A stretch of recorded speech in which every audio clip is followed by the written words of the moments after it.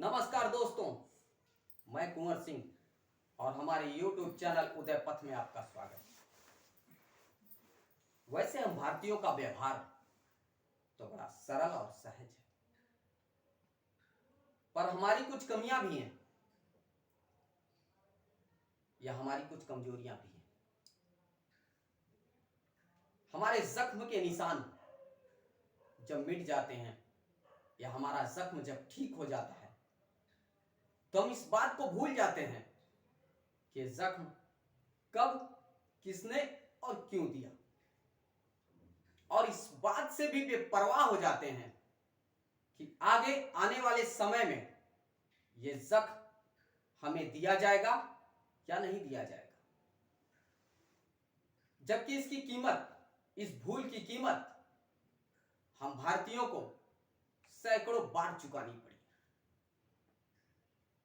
वैसे कहने को तो कश्मीर भारत का मुकुट है, पर 19 जनवरी 1990 की रात जब कट्टरपंथी और आतंकवादी, इन दोनों का ग्रुप एक साथ मिलकर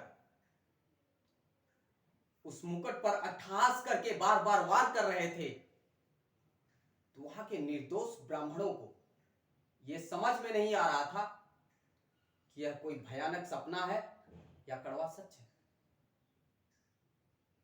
कुछ ऐतिहासिक लिए गए फैसले, नेताओं और राजाओं के बीच कागजी युद्ध, जिसका परिणाम 1990 में देखने को मिला और जिसकी कीमत औरतों और बच्चों को चीखती हुई असहाय आवाज के रूप में चुकानी पड़ी।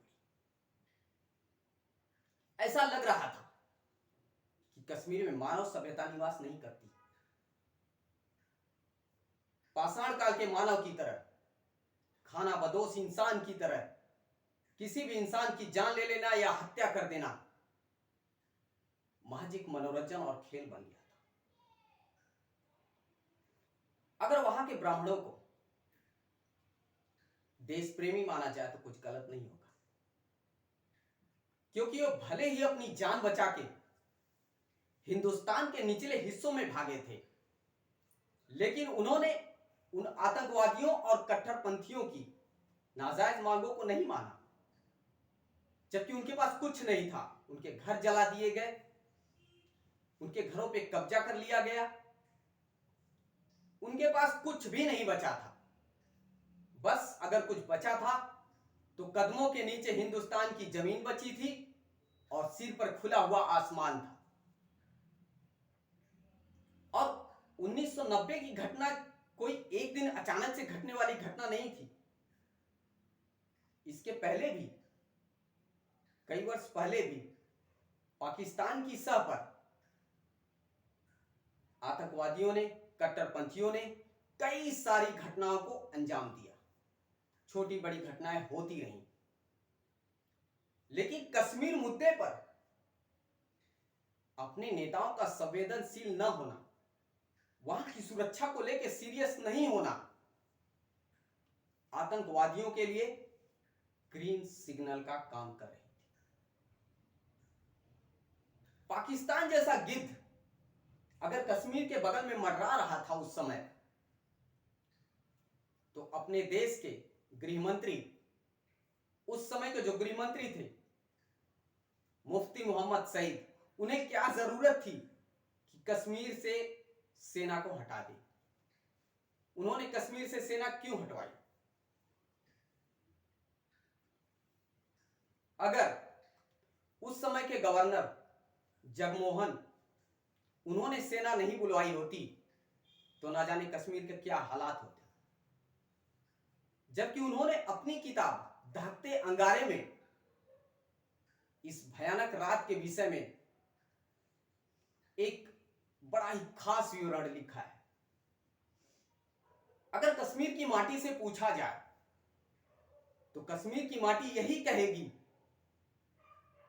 कि कट्टरपंथी अगर कश्मीर में सैकड़ों वर्षों से थे, तो जो निर्दोष ब्राह्मण थे, जिन्हें अकारण ही सिर्फ एक धर्म विशेष होने पर वहां से बाहर निकाला गया। वे हजारों वर्षों से उस कश्मीर में रहते थे। लेकिन इन सारी चीजों का एक निष्कर्ष है, जब तक मजहबी उन्माद की लहरें उफनती रहेंगी या ऐसे बढ़ती रहेंगी, जिंदगी के किनारे ऐसे ही कटते रहेंगे, ऐसे ही कटते रहेंगे। जय हिंद।